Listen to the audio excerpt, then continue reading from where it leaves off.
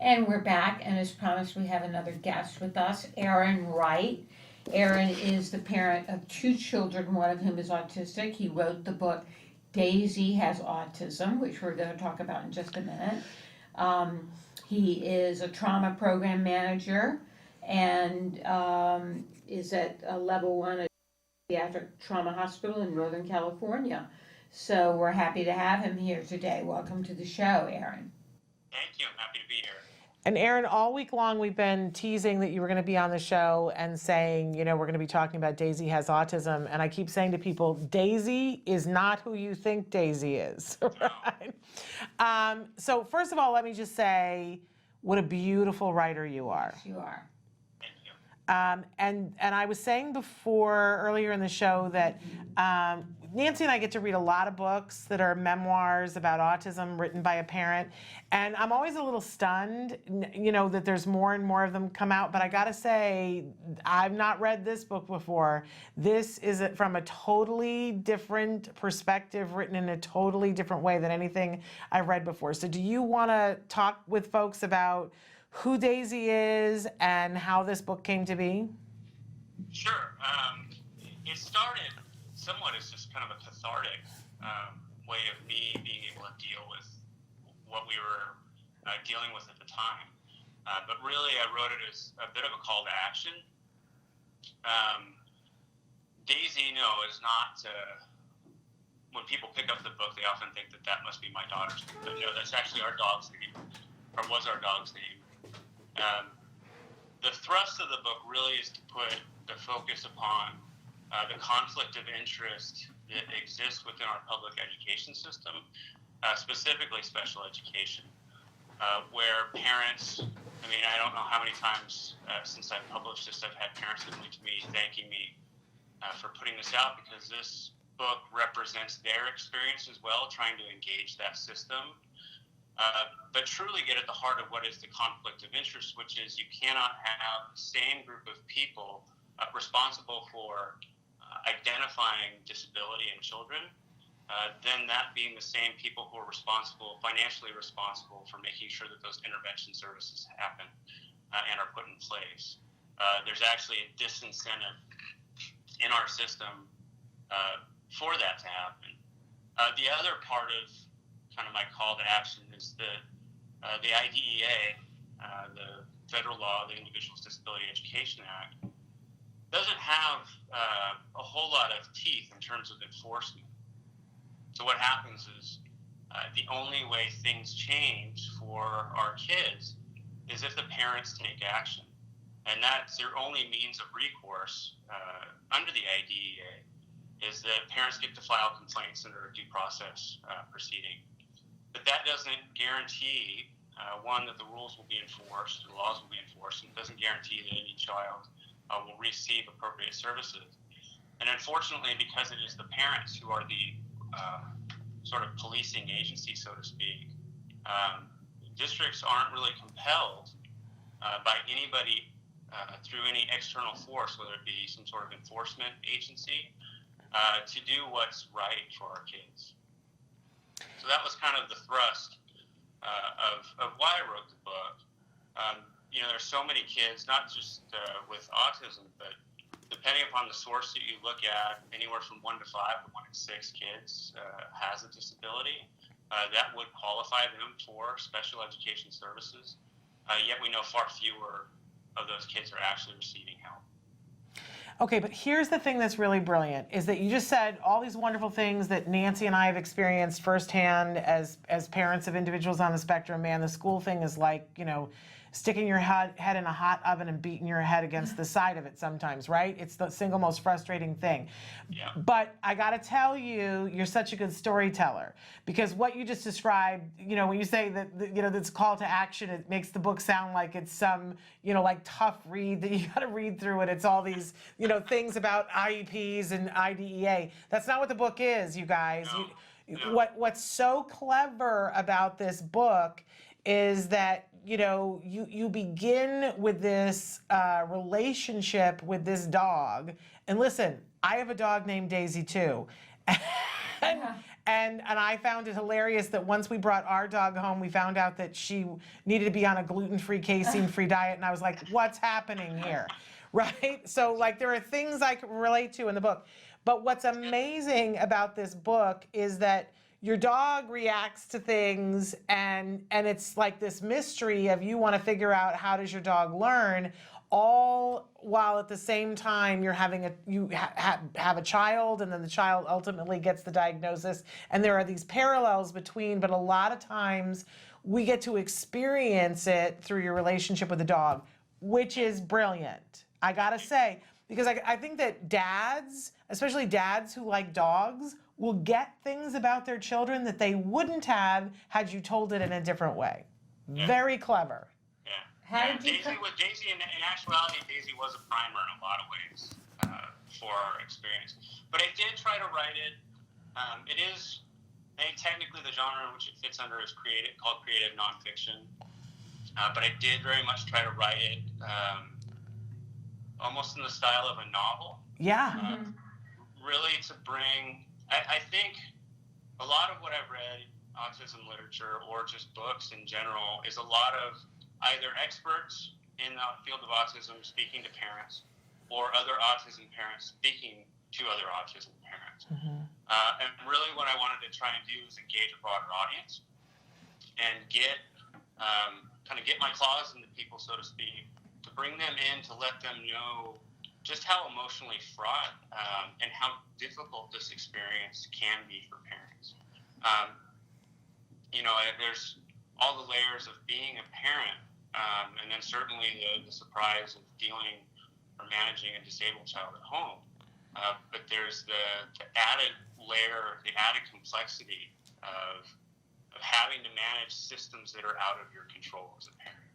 Yeah, and what boy, does that do to the child, and what does that do to the parent and the family unit? So are you helping through the book that parents can better navigate the special education system that you had to go through? Yeah, I hope so. Or at least it serves as some sort of alert to them to be ready. My wife and I consider ourselves very fortunate. We have an intact family, intact marriage. We have my parents and my in-laws who were very supportive, and we were very lucky to have resources that a lot of parents don't have. As I was getting nearer to the end of writing the book, I really was trying to focus on making sure this got out there into the space so that families who don't have the same kind of resources we do are aware of what's going on, and in some ways can advocate for themselves or have a resource to point to know that what they're going through with engaging with the schools isn't necessarily normal or okay. Yeah, but there is something in this. There is something in telling the story and saying, "But this can and does happen," that somehow is very kind and forgiving to all of us. Because I do think that there's an element. I got an email this morning from a parent who said, "I feel like there's a bunch of rules written in a room that I don't have access to, and that I'm the stupid one because I don't know about it." And I remember feeling that way. Definitely. And then seeing that for an intelligent parent, that this and a parent who has means and has a support is still finding this really frustrating and beyond ridiculous. There's something very healing in that for all of us to go, oh, it's not just me. Yeah, I'm not the only one. No, and that was kind of my goal too, to help kind of build that sense of community. What you're going through, you kind of get locked into the four walls of an IEP, and you feel like your experience is only your own. Yeah. But what you're experiencing, so many other families have gone through, and that, if I really could have if I really can get a platform and grab an audience to enact change, it really is that the policing of the idea or the enforcement of that law should not rest solely upon the parent's shoulders. Yeah. You go into that meeting and you're doing the best you can advocating for your child, but that doesn't guarantee the assessments that they've done were correct, or the interventions that they're planning to do or not do are the appropriate course of action. And the only recourse you have is to engage in essentially a legal fight. It shouldn't be the parent. I mean, absolutely, the parent should be the first and primary advocate because they know their child best. But the one who should be enforcing those rules, that shouldn't rest on the parent to then have to fight the system. Yeah. There needs to be some sort of oversight. If you see somebody speeding on the freeway, it's not your job to pull them over. There's an independent enforcement agency that enforces those laws and rules. Yes, and all of this is so important, and I'm so glad that you're saying all this, but I don't want it to get lost because I want people to get your book. And the book is good storytelling, you guys. It's compelling. You're, as I started, you're a beautiful writer. You have a wonderful way of describing things that is just fabulous. Truly, you're a writer. And it's very accessible. Like, I just don't want people to be scared away from this, the idea that it's a call. Technical. Right, it's not at all, you guys. So where do people get the book? You can get it anywhere. Even your local bookseller, your bookstore can order it. It's available through Ingram Book Distributing. Amazon is probably the fastest and easiest way for folks to pick it up. There's just about it. Any way you can think of to get the book, you can. Whatever your favorite bookseller happens to be, there's absolutely no reason that they shouldn't be able to get it to you.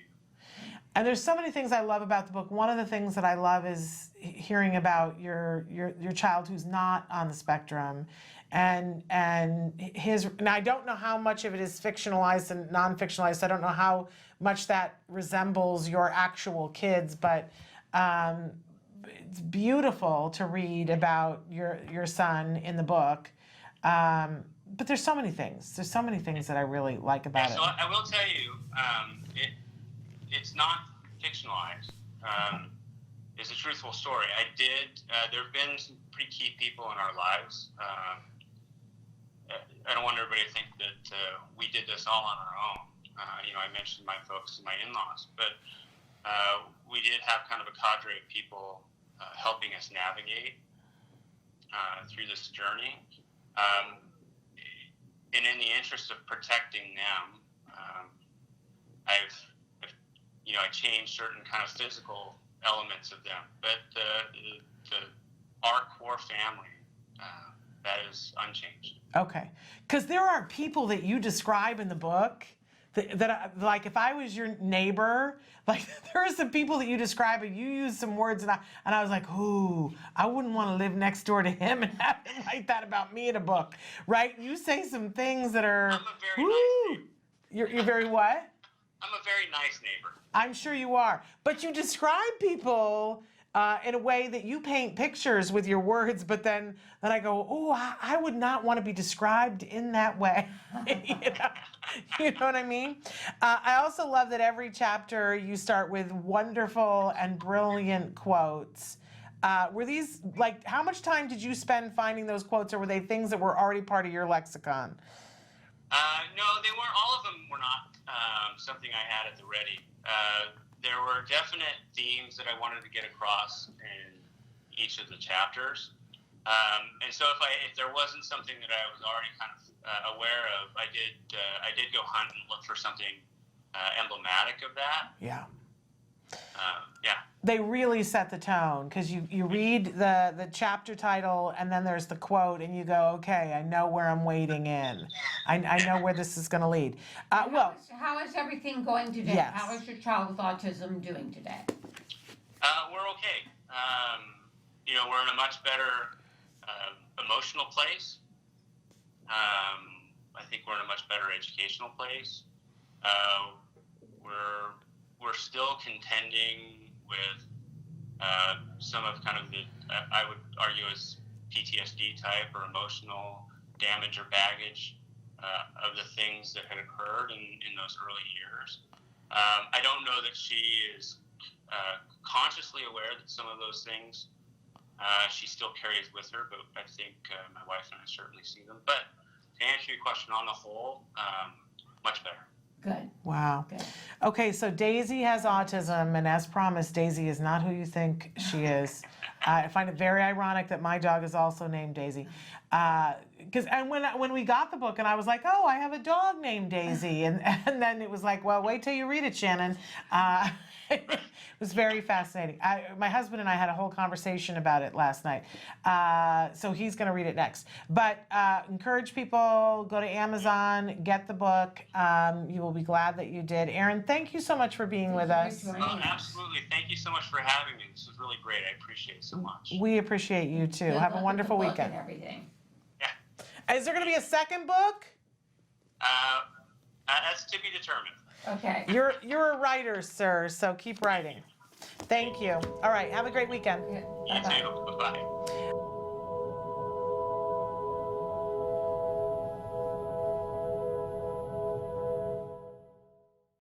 Hey, thanks for watching Autism Live. To subscribe, click here. And if you'd like to check out some more of our videos, click here.